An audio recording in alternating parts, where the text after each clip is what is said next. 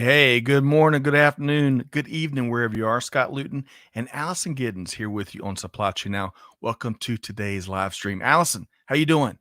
I'm good. Happy Tuesday.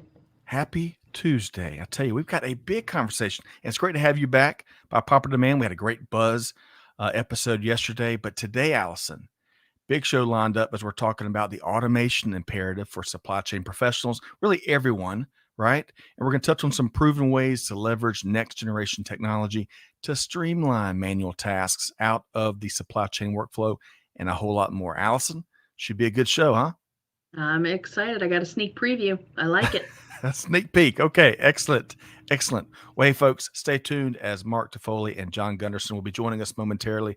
And folks, get ready because we want to hear from you as well. We got a bunch of folks joined us from around the globe, and we want to get your perspective as we work through over the next hour-long conversation. Hey, speaking of Allison, we got folks tuned in everywhere. Of course, we got Josh Goody back with us from Seattle. He's one of our stalwarts, right? We got Clay. Good word.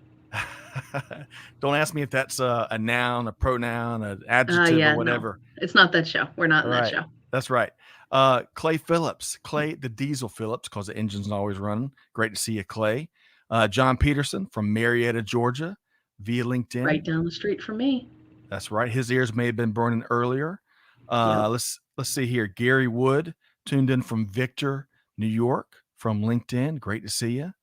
Hey, Marie Hurst is back with us from the Atlanta area. You ever met Marie, Allison? No, I don't think so. She is a dynamo. I've had a good opportunity to sit down with her over recent years. And of course, Niles, if I think I said that right, Niles in gorgeous San Diego, California. Love San Diego. Great to have you here. San Diego. All right, folks, we want to welcome everybody and all your perspective. We've got a big show teed up, so y'all keep the perspective coming in the cheap seats. Allison, are we ready to introduce quite a dynamic duo here today? Let's do it. All right. With no further ado, I want to welcome in Mark Toffoli, Vice President Sales with Conexium, and John Gunderson, Senior Consultant with Dorn Group.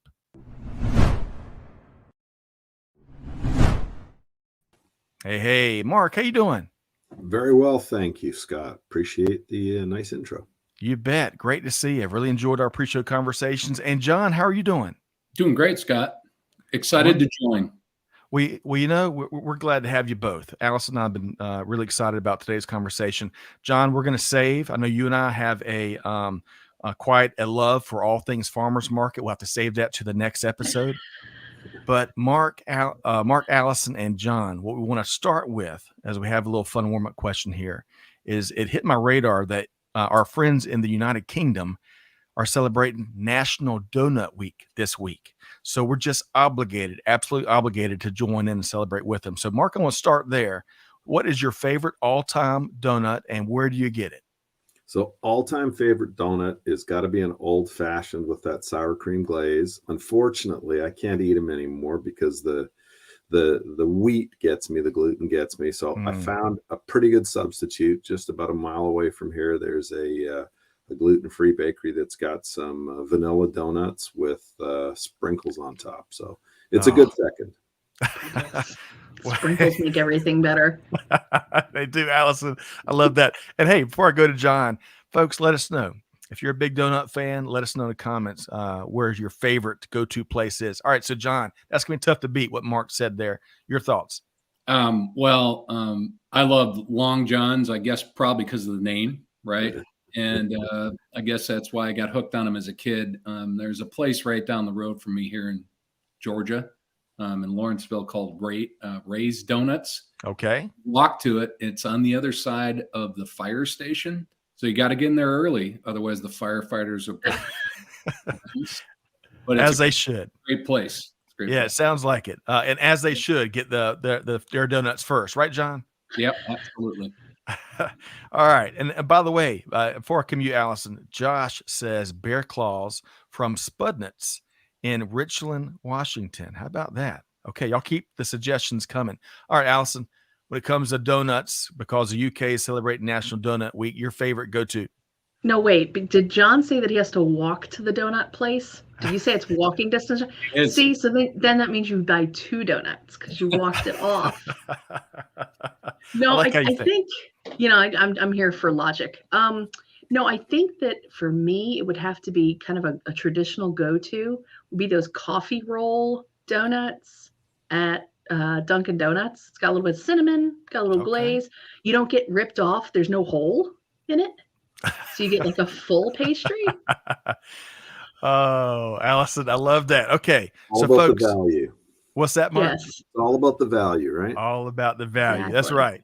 Well, hey, Mark, John, Allison, we got a bunch of comments here. Let's see here. Now, Cecil, welcome to the show. Great to have you back. I'm Oh with you. yeah, Krispy Kreme, yeah. original donut right off the conveyor belt. That's the go-to. Amanda says chocolate frosted from Dunkin' or Krispy Kreme. Gary Wood says apple fritters from Tim Hortons. That's a good one.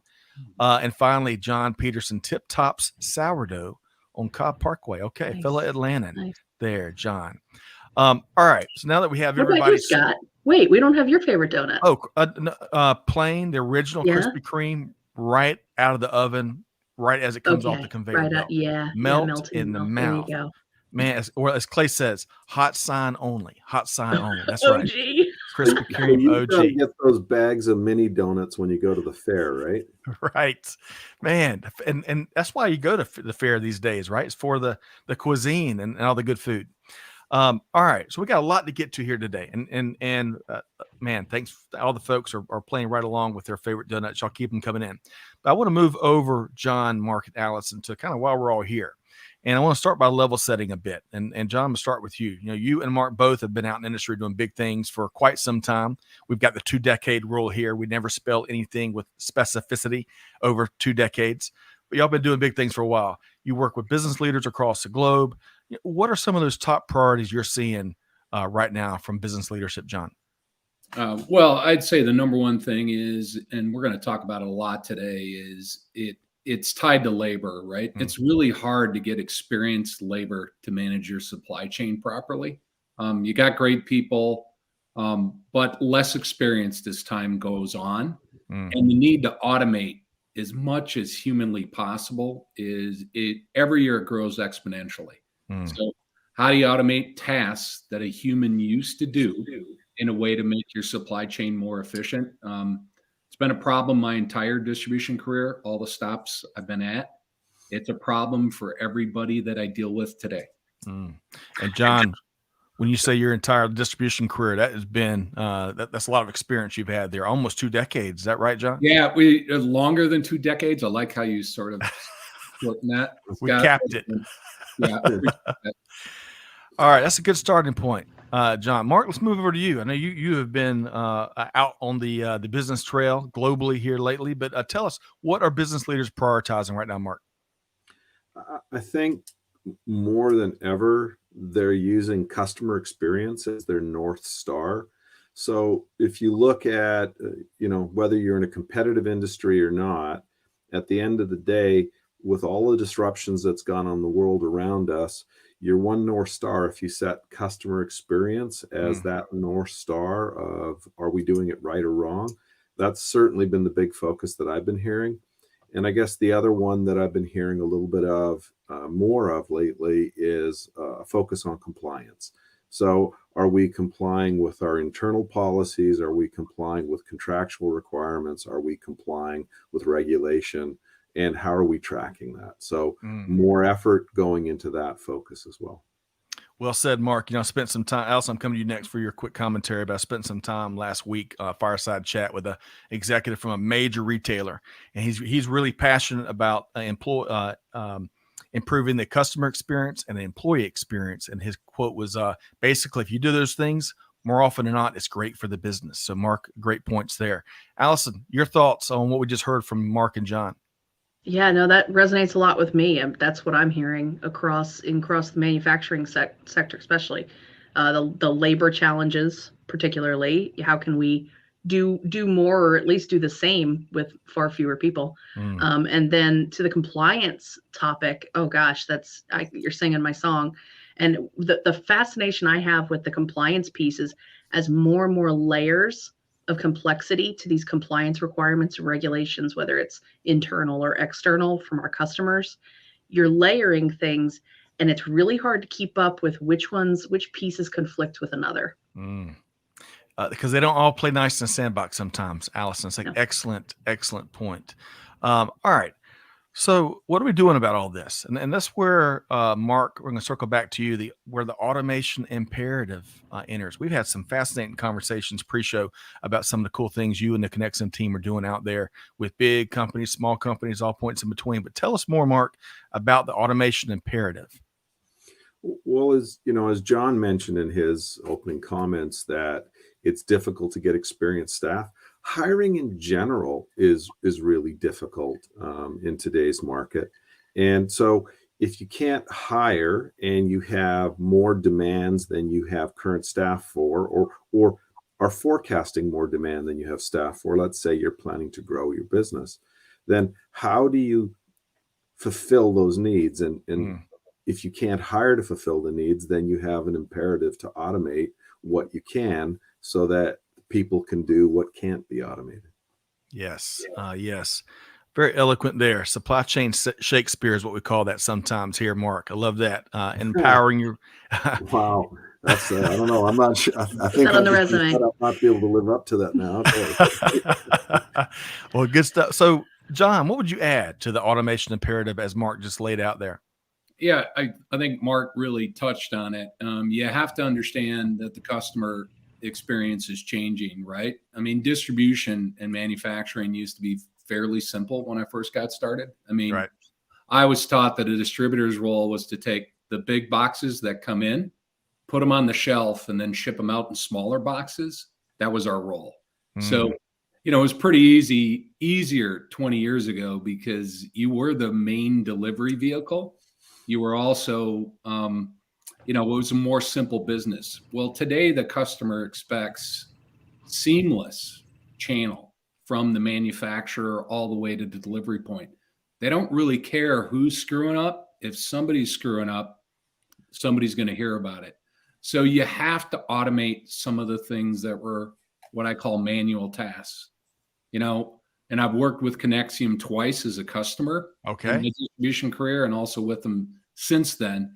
You've got to be able to automate things like orders that come in instead of taking it off an email and retyping it into your ERP and then shipping it out.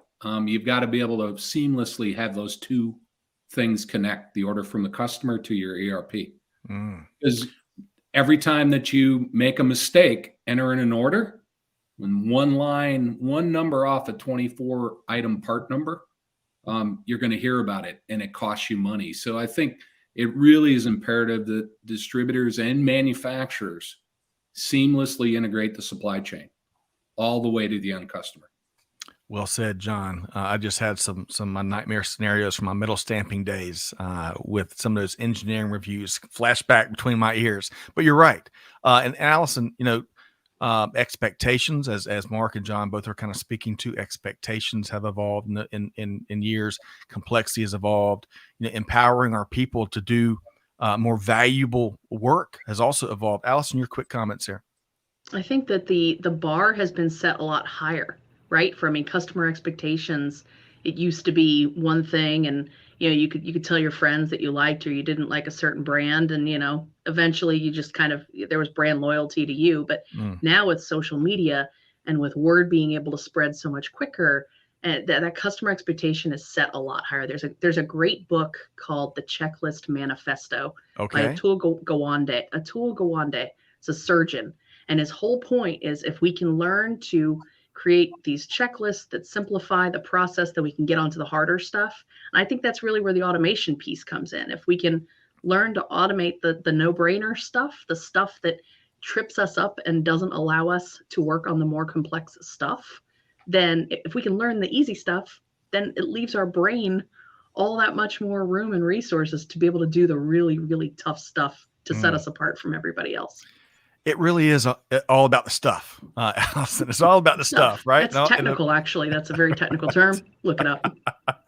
All right. And hey, Mariana, yes, seamlessness is a very rare find. And we're going to walk through some different examples here in a minute. So thanks for being here today.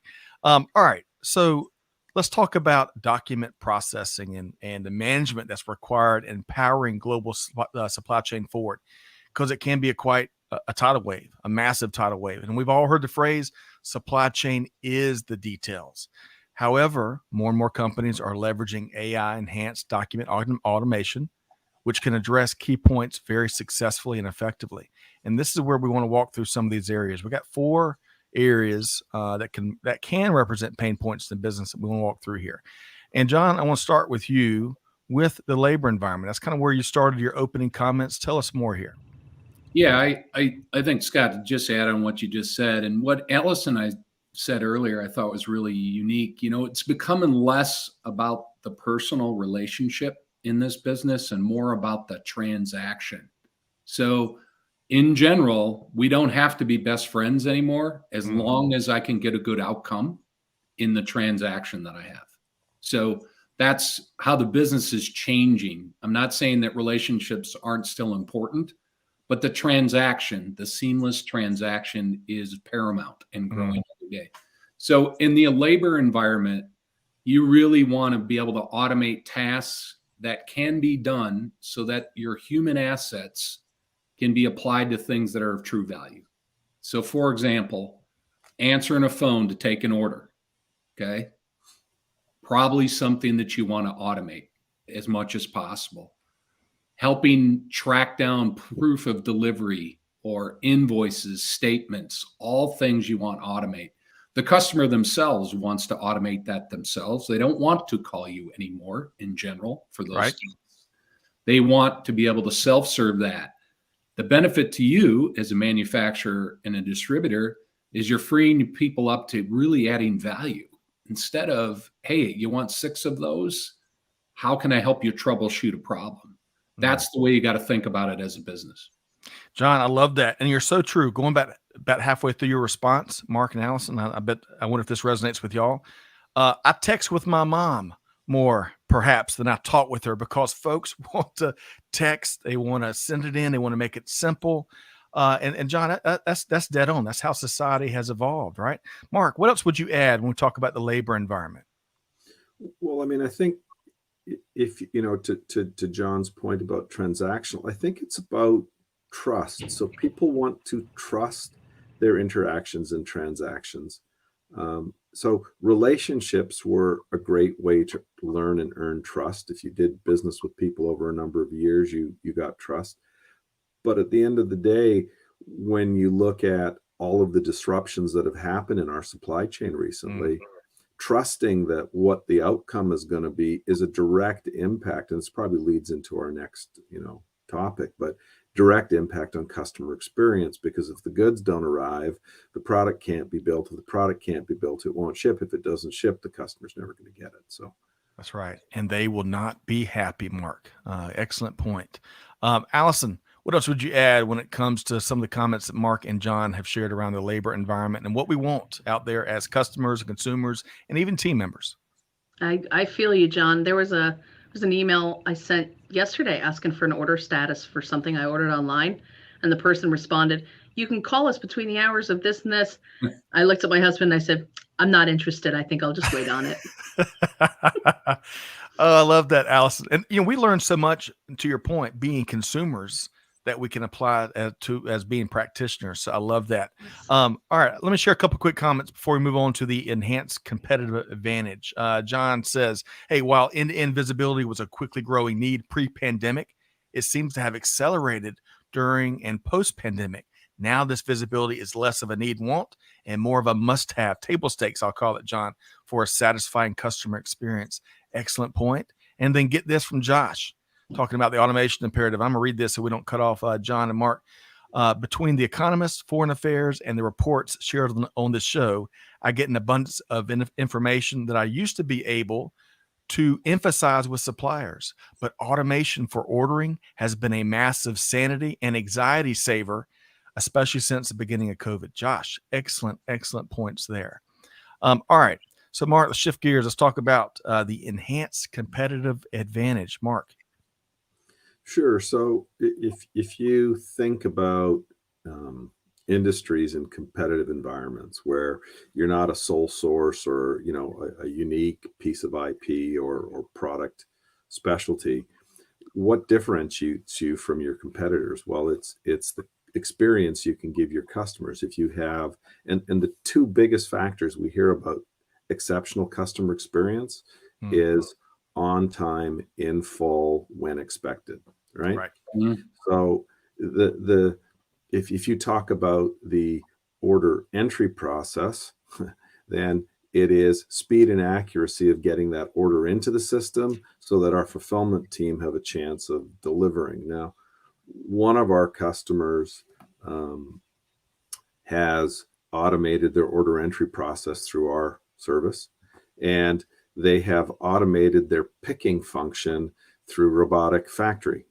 So when a customer emails an order to them, in roughly 84% of the cases, that order is picked and packed and ready for it to be picked up in under 15 minutes from when the sender pushed send on the order.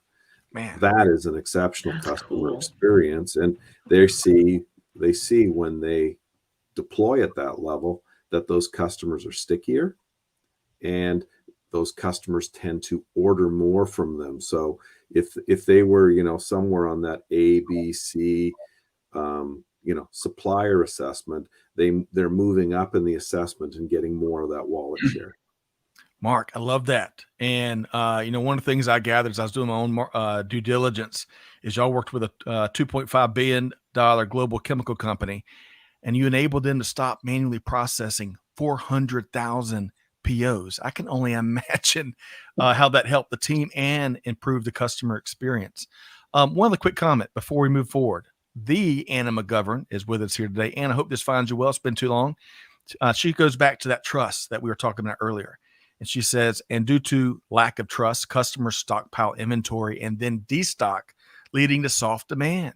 This is why quick response and quick recovery is vital, and resilience is key. Anna, wonderful. Thanks so much for being here. All right. So, John, we've covered the first two key pain points where companies are leveraging AI enhanced document automation and then some. Number 3 is reducing mistakes, including those costly data errors. John, tell us more. Yeah, I think this is where I think the math comes in, Scott. If you think about, as a manufacturer or a distributor, what an error cost you. So an item error, a shipping error, a surprise that you deliver to the customer. A credit and a rebill in this business is at least $250, right? You've got to pay someone to go through and correct that mistake with an unhappy customer. So the one credit and a rebill, and let's say your average order size is $500 or less, which it is for many people in this industry. Think about how many orders you got to have to make up for that credit and rebill. And to add on what Mark said, you have surprised the customer. I mean, when you get fundamentally down to how you grow share as a manufacturer and a distributor, for me, it's almost this simple. Right. If you deliver less surprises to your customer and problems than your competition, you'll grow. Yes. Right? You'll grow above market. And so automating the manual mistakes and making sure that they're not mistakes any longer is a key to growing share on both sides of the aisle. Yeah, I want to layer in on that. Yeah. In fact, the Indian River Consulting Group, led by Mike Marks, did a study in collaboration with the Hardy Distribution Group. Hardy is a association and buying group of HVAC distributors. Mm-hmm. And in the study, they determined that a distributor in that competitive environment could expect that they would lose about 10% of their business in the year from existing customers to a competitor, primarily due to what they call the service execution failure. Wow. Meaning, it's not a perfect order. So Right. It happened enough times that their frustration led them to go somewhere else. So if you want to talk about the winners and losers in that world, the winners are the ones who could protect against errors while still having capacity to take on new business. Excellent point, Mark, and I appreciate that data-driven insights you shared there. Allison, I'll get you back in here. I want to go back to what John was saying earlier and what Mark is also speaking to. Generally speaking, surprises become a lot less fun after you reach, I don't know, age 11 or 12. Birthday parties, we'll save them for those maybe. But Allison, surprises. so Allison, we don't want to surprise customers, right? What else would you add to what you've heard there from John and Mark? Well, I think it does come down to that we keep talking about this, the labor market, right? So if many of us are already very short staffed, it's not as though we see some sort of light at the end of the tunnel where, gosh, if we could just get past the next few years, the labor market's going to open up. No, it's not. We've got to figure out how to do more with less. So if you think about the automation implications for not only helping with typos, like today's, everyday's typos, if you think about the amount of work that our current workforce is doing now and the burnout and the kind of, exhaustion, whether or not you're working overtime, you're wearing a lot of hats, chances are. So with all these different human factors, ultimately help that automation implementation or the justification for a lot of this automation, because these aren't your everyday typos. These are, I anticipate, and I'm seeing it in my own business, everybody's spread thin. So you're seeing a lot more mistakes when manual processes are involved, things that really didn't happen before. That's right. Well said, Allison. And for context, Allison leads a manufacturing organization that serves, amongst other industries, the aviation industry, where, man, if you don't get it right, that's life and death. So excellent points. Expensive. There, yeah. Allison. All right, I'm circling back to Mark here. So we've gone through the labor environment, we've gone through enhanced competitive advantage, reducing mistakes, and all that leads to kind of points this last one maybe, doing more with less, but doing more proactively and less reactively. We got to, wearing a cape is fun, but we can't do that every day. Mark, tell us more. Sure. Well, I talked to people 20 years ago when I first started in this particular business, and they would talk in the supply chain side about place and chase. And I think today, when I talk to leaders, even 5 years ago, there would be conversations about, can we use automation to displace labor because we actually want to reduce our headcount? I haven't had a conversation about displacing labor in the market in several years now. People are fighting to keep quality talent in-house because the number of, let's say, we talked about at the beginning on compliance. They have contractual requirements from a customer to keep so much safety stock and so much of this, and to produce reports on when things are going to be available. Well, those contractual requirements are there because it's about the customer experience for that contract who's buying from them. So they put these requirements in to try to build safety net and a trust boundaries around it. But that all takes people and time to do it. Even if it's just the time to have your IT staff to program that report for you, it's time they're not doing something else. So there's huge demand, like John said, on quality human resources that can do the things you need them to do. Training is part of it. Education's part of it. Experience is part of it. It's also the attitude and desire that people want to work. And there's, we're seeing after the pandemic, a lot of people just works too much right now. I'm out. Yeah. So there's a real crunch on being able to find, how do we serve our customers and our markets in today's world, given we've only got so many people and we can't seem to find more. Yes. Mark, I agree. The burnout factor is alive and well, unfortunately. And a lot of folks did, to your point, Mark, as we worked our way through the pandemic and dealt with a lot of other really tough factors. They said, enough, I want to do something else. And I would add to that, our team members, the proverbial employee experience, that is rapidly evolving as well. And us business leaders, we've got to account for that in our operations. Let me take a couple comments, and then I'm going to circle back, John and Allison, if you want to add anything else to this last, doing more with less and it more proactively versus reactively. I want to start with The John Wayne of supply chain. Jake Barr is here with us. He says, connected, directed work is not only here, but is table stakes for making progress for the future. Excellent comment there, Jake. I want to go to, let's see, Mariana. And she's got a long comment, so I'm going to keep it in the sidebar. But she talks about a common seamlessness problem is that manufacturer and distributor have different naming conventions for the same SKUs. Yeah. Excellent comment there, Mariana. John, you're nodding your head and saying hallelujah. You want to add anything to that, John? No, I think that is a common problem. The one thing I would say that what Mark was talking about earlier, Scott, that I think is really important is automation. Automation is really a barrier to exit. So the more you can automate, the more you can make the transaction automated, the more a barrier to exit it is for your customers. So think about it this way. I'm already hooked in a manufacturer to a distributor to an end customer, where the end customer is putting an order in once and it goes seamlessly through the channel. The work that it takes to do that may be significant. Once that is done, that is a tremendous barrier to exit for the end customer. It's a seamless transaction. You know, the barrier to exit used to be the relationship.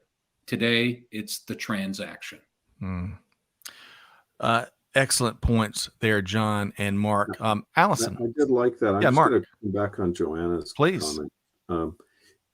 I'd say 5 years ago, the number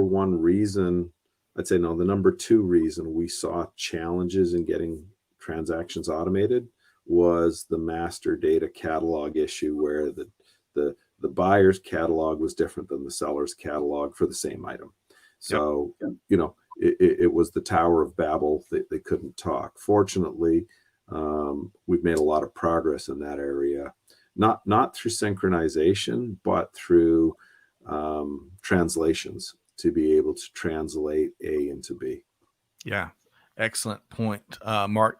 The Rosetta Stone. We need a Rosetta Stone to work on some of these translations for us out across industry. I had to dive deep for that history reference, so hopefully my history teacher will appreciate that. Allison, I know you want to. I want to get your take here. Your comments on the ground we're covering with Mark and John, and any misperceptions you've seen out there when it comes to automation, Allison. So no, I wanted to speak really to that fourth point where Mark was talking about, doing more with less and the being proactive. And I think really what the automation allows people to do is, think about it, gives you an opportunity, right? It gives you the opportunity to do something different than what your competitors are doing. So for example, we had a particular vendor who automates their process. And so I get updates on, here's what's going on with your order. Here's when you're going to see it. And all of a sudden one day I got something that I didn't like. Instead of 5/12, the answer was 6/15. And I went, whoa, that's a month later than I needed that thing. So instead of just kind of letting that automation sit, all of a sudden my vendor was reaching out to me with every other day updates as to where things were. And it got me thinking this conversation, because had that person been tied up with manually entering orders or correcting a bunch of things that maybe somebody else did that they had to clean up, now that person is free to do the critical thinking piece, to do the customer service piece. So I think there's definitely value added in the automation that maybe we kind of take for granted right now with going back to the customer service. But I really was curious, Mark, in your travels, I know you've been talking to a lot of different people over the past several weeks. What are there misconceptions that you find you're tackling with the automation implementation in general? Are there, because if you think way back, if we all thought robots were going to take over everybody's jobs, and obviously that's not happening. So what other misconceptions are you seeing in the marketplace that you're hearing again and again? I would say, a couple of things. One, the number one misconception that's out there is that there's nothing that can be done to solve for this. That the status quo is the status quo, and there's nothing that can be done other than to, dig in, work harder, and try to find a way past it. That's probably the first misconception. And to add into your, your comment about your experience that you had about change in dates, procurement is one of the areas that we've seen the biggest uptick in request for assistance recently. So if you think pre-pandemic, pre-supply chain disruption, if you placed an order with a supplier, you had a high expectation of fulfillment. The orders that fell out of that fulfillment cycle were fairly limited, and you could manage it through safety stock and still have good and not have too much cash tied up in inventory. Okay. Today, so much disruption is going on that you can't count on that. Now, because the disruption has changed, the part of staffing hasn't changed. It was never staffed to go check all of the statuses of all those orders. You just trusted it was going to happen. So today, you can't trust it's going to happen, but you don't have staff and you can't hire staff to go do it. Like college graduate, I want you to go through all of these emailed reports and look at the dates that are on the supplier's report, and then look at the dates that's in our system and tell me if anything doesn't match. And I want you to do that 8 hours a day.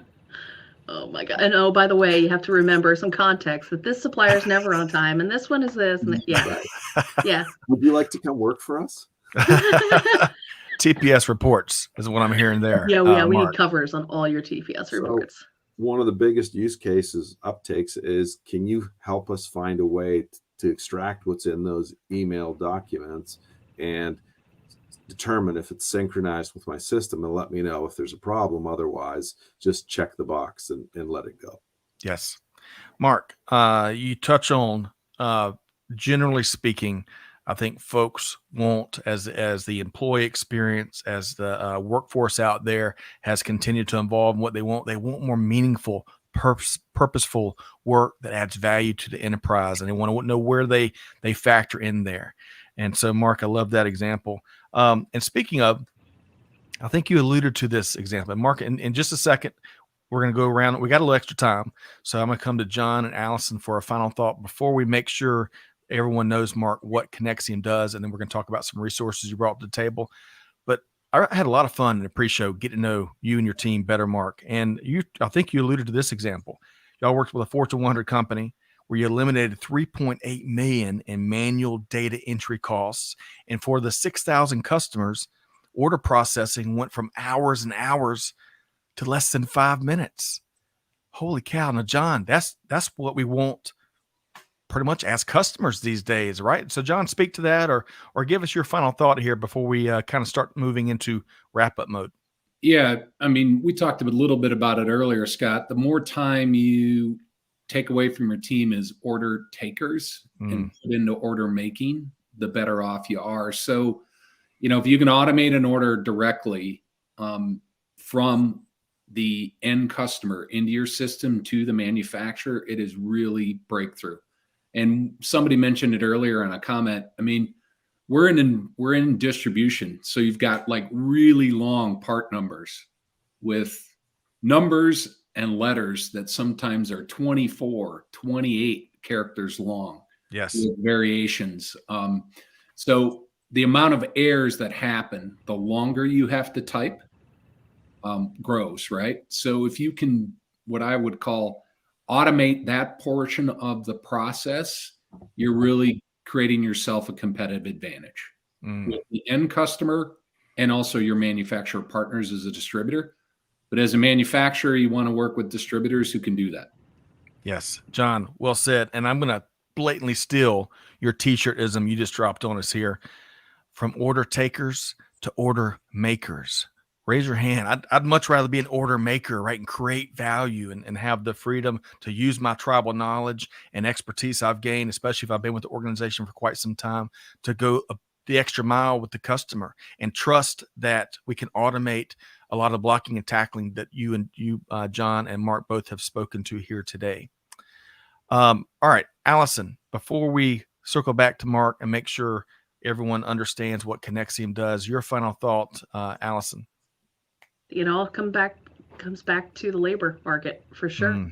Comes down to the employees and if you can, to John's point, if you can tell someone in a job ad, hey, you're going to be taking down numbers and putting them in a system, and okay, is that job ad going to rise to the top, or is a job ad of you're the point of contact to help us problem solve, you're the point of contact to help us represent the brand, and those kinds of things, because that's, to your point, that's what people want to do. People don't want to sit here and type things in. I mean, I'll gladly let the robots take that part of my job.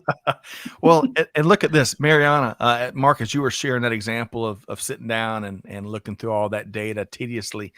Mariana says, hey, that example from Mark sounds like my internship in 2010. We've all been there, right? We've all been there. I appreciate you sharing that. All right. So, Mark, let's do this.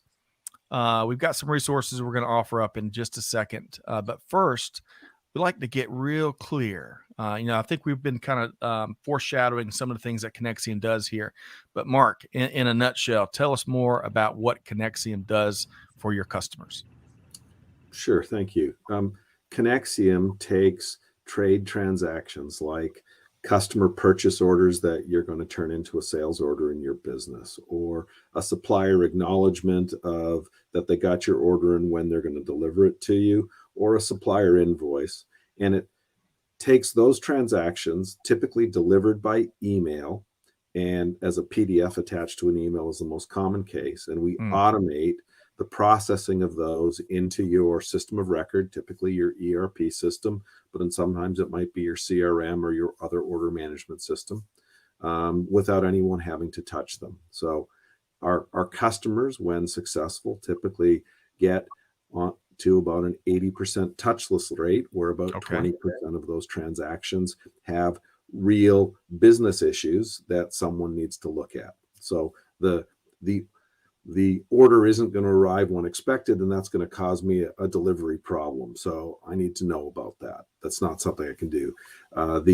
Like Joanna mentioned, there's an item code on this order that I don't know what it actually means. It doesn't match anything in our system, so someone has to look at it. Those would be the exceptions. Now, that level of touchlessness is a journey. You don't usually start there, but as the systems learn over time, then you achieve those touchless levels as you go forward. And now I have a question for you. Was that clear how I explained that, or did that sound like a bunch of gobbledygook? Mark, I got to tell you, I'm not sure if anyone's ever turned it around and asked me for my opinion on their take. That's pretty clear to me, Mark, and especially with these examples we've walked through. But John, what about you? You've dealt with Mark and the Conexium team. Was it pretty clear to you? Yeah, it was pretty clear to me. They have a good system of helping create those connections between the end customer to you and all the way through the channel. It is sometimes takes a little bit of time depending on the end customer, but the value in doing it, once you have them hooked in, like we talked earlier, that's a heck of a barrier to exit. It's hard for them to leave you once they're hooked in system to system. That's right. And it's working well. Mark? I'm going to come back, Scott, to your example from the case study that you looked at with global manufacturer. We have 6,000 of their customers placing orders through our system around the world. Those orders are all orders that come by email. So this manufacturer had already deployed EDI and had a good high percentage of EDI out and running in their business. They'd already deployed an e-commerce website, and they had literally tens of thousands of customers on their website around the world. But they still had a gap of those customers. And here's the business problem. It's those customers that require a purchase order for their own internal business purpose. Right? They have to go into that business system and create that purchase order. Those customers don't want to do what they call dual entry. They don't want to swivel chair and rekey it into your website if they're ordering from you on a daily basis. And at the same point in time, or even a weekly basis, and at the same point in time, they're not either able or financially prepared to take on setting up an EDI connection. So for them, the easiest thing, once they created that PO, was to hit send. And today, send turns it typically into a PDF that arrives in somebody's inbox as a purchase order coming by email. Or if it's a supplier sending you an invoice that's not EDI, it's a PDF copy of that invoice showing up in your inbox. Or that supplier acknowledgement coming into your inbox. And now somebody on your team has to receive it, place it on their screen, and enter it. Yep. And that is a huge taker of time. Yes, a big old time suck, and we got to eliminate time sucks for sure, as a former colleague used to refer to them as. And Allison, I'm gonna get your final thought before we go into the resources here. But Mark, my hunch in all of our conversations is you and the team are working with organizations really across the maturity curve. Right, folks are maybe earlier on in that journey, and there's some lower hanging fruit, perhaps, in folks that are well along, very mature organization, and they're more nuanced or savvier needs, perhaps. Is that right, Mark? Absolutely true. In fact, I was last week. I had a couple of my colleagues visiting some of our biggest customers. We were in a few different cities over in Europe last week, and what we learned is, some of our customers that we're just starting with, we're looking at how do they hit the 20% that do 80% of the challenge for their business that cause the most of the work. Right. And, it's that several hundred to, let's say, 1,000. Like in the case of that global manufacturer, the 20% was 6,000 customers. So it took us about a year to roll that out for them. Yeah. But in some of these other customers, we're talking 250 to 500 trading partners that we're rolling out for them. And in the other ones are the ones that have already done that rollout, and they're very happy with what they're doing. And now they're looking at the 80% that do the 20%, the long tail that's left, and how do we take those on? And, we're really excited that we have a new AI solution that can take on the majority of that work for them. That is exciting, Mark. A lot of good stuff. All right, so Allison, I'll share a couple of comments here. CM, great to have you here. She says, right, double entry PO or anything. Who wants that? Yes, those aren't POs. Those are PUs, CM. And That's good. That's good. we try.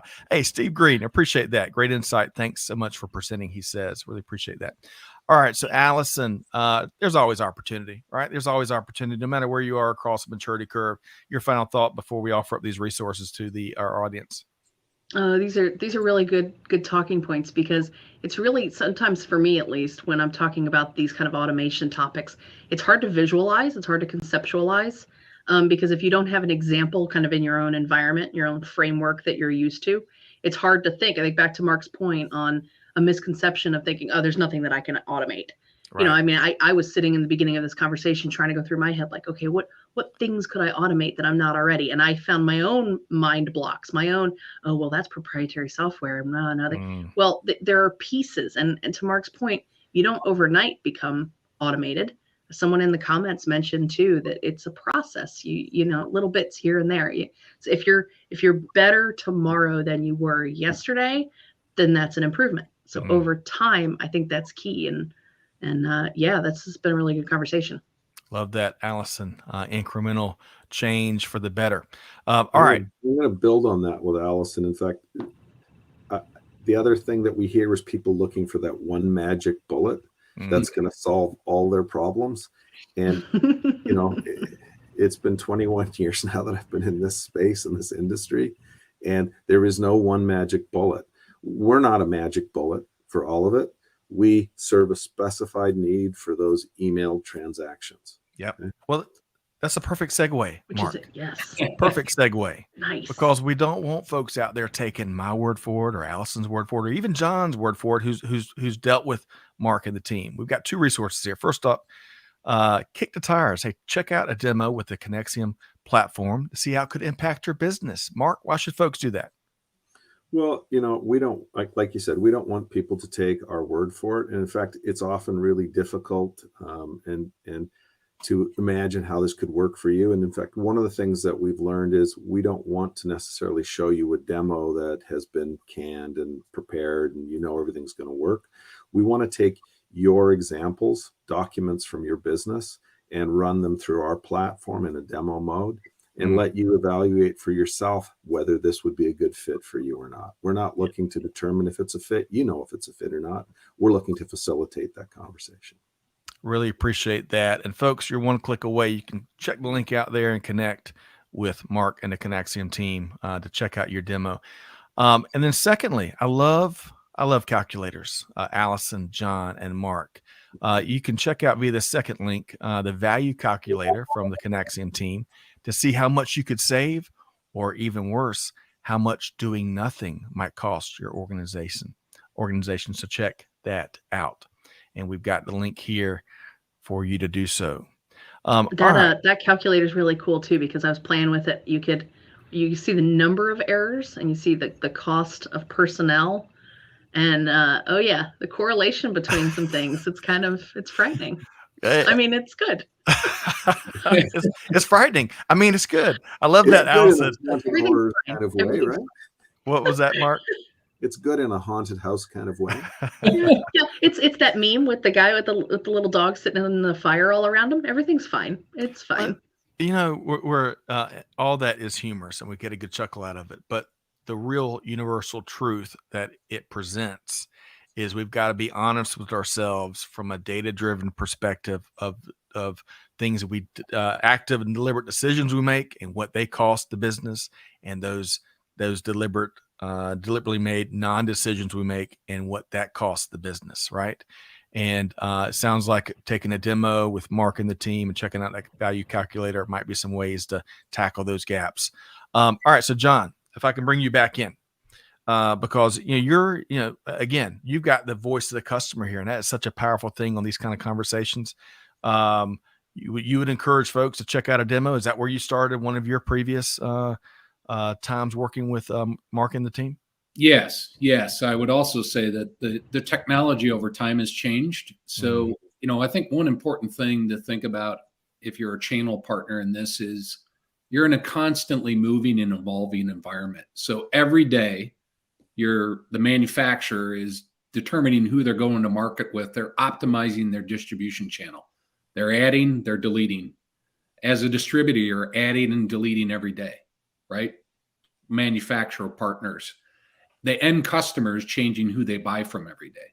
Yes. So you have to automate. And once you start, it never ends, because Monday is different than Wednesday and who you're partnering with. So I think that's an important thing for people to realize. And you need partners that can help you adjust, because when a end customer changes their ordering system, maybe they're on Coupa and now they're on Ariba. When the distributor changes their ERP, it never, ever is static. It's constantly evolving. Right. So that's why you got to have good partners who will work with you through those changes. Excellent point, John. It's easy to partner on the easy days, the good days, the successful days. You see what folks and organizations are made of on those tougher of days. All right, a couple last comments, and we're going to make sure folks know how to connect with John and Mark. And Allison, after we bid adieu to John and Mark, we're going to get your key takeaway that folks got to take from this conversation. So stay tuned for that. Owalabi, great to have you back with us here today.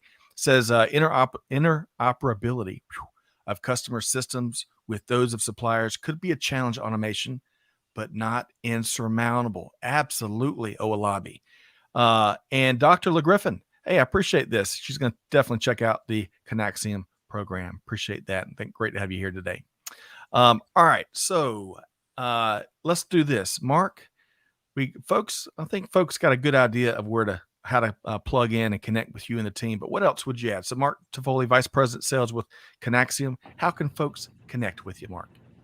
Well, you can connect with me through LinkedIn. You can connect with me through email. Reach out either one of those channels, and I would look forward to the opportunity to connect with you personally.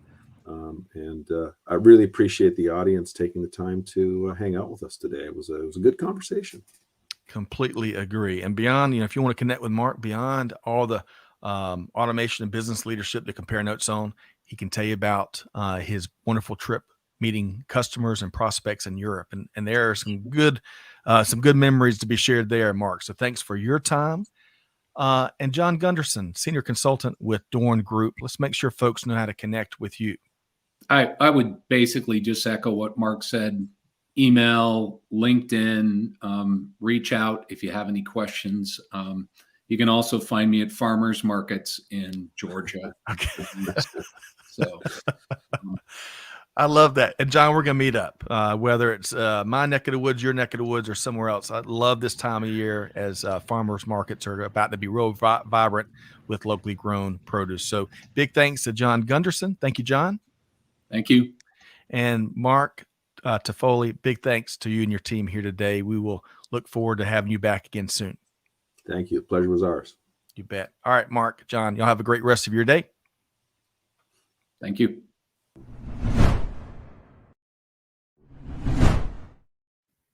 All right, Allison, that was a fun conversation. Very practical conversation. Yes, that's a good word. That's a good word for it.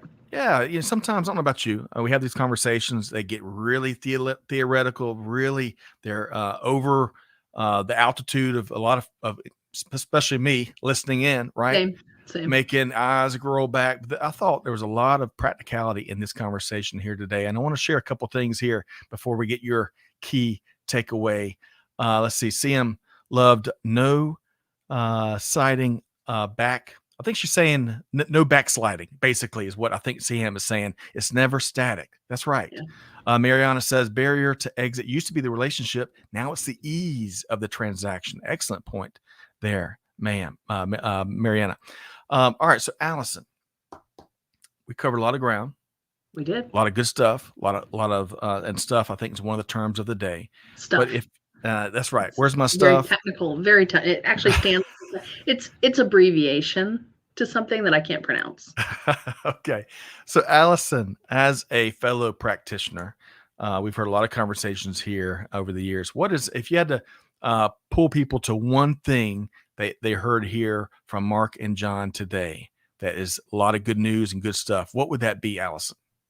I think my super short summary is don't get left behind.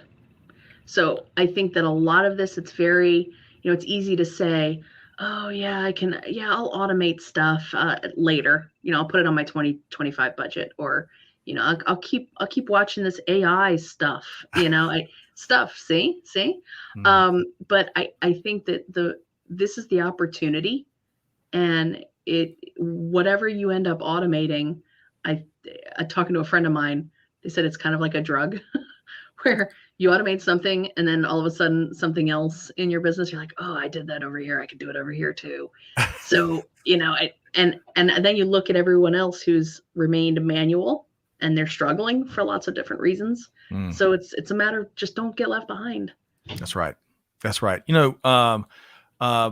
Take time, invest time in the conversations that we've talked about here today, Allison, because it's easy. I mean, you blink and you're left behind and out in the markets, out in the industry, out with your competitors. Got to differentiate yourself, right? I mean, we talked a lot about it. That's right. How do you give yourself the competitive advantage? Well, you gotta step forward. You gotta make those kind of maybe scary decisions. That's right. And hey, don't take our word for it though. Check out the resources we provided. Get with Mark and the Conexium team. Take that demo. Check out that value calculator. And hey, I know you'll, regardless, beyond all of that, I know you'll enjoy a conversation sitting down with Mark Toffoli and John Gunderson coming to a farmer's market near you. Allison, thank you for joining me here today. Great to be here. Looking forward to your next appearance already. And to all the folks in the audience, no, we couldn't get everybody's comments today, but y'all brought it. I really appreciate all that y'all added to the table. Y'all connect with Allison, connect with Mark, connect with John, and whatever you do, to quote Allison, don't get left behind. And on that note, on behalf of our entire team here at Supply Chain Now, thanks everybody behind the scenes, Catherine, Amanda, Chantel, and more. Scott Luton challenging you. Hey, deeds, not words. Take something you heard here today and put it in action. And whatever you do good, give forward, and be the change that's needed. And we'll see you next time right back here at Supply Chain Now. Thanks, everybody.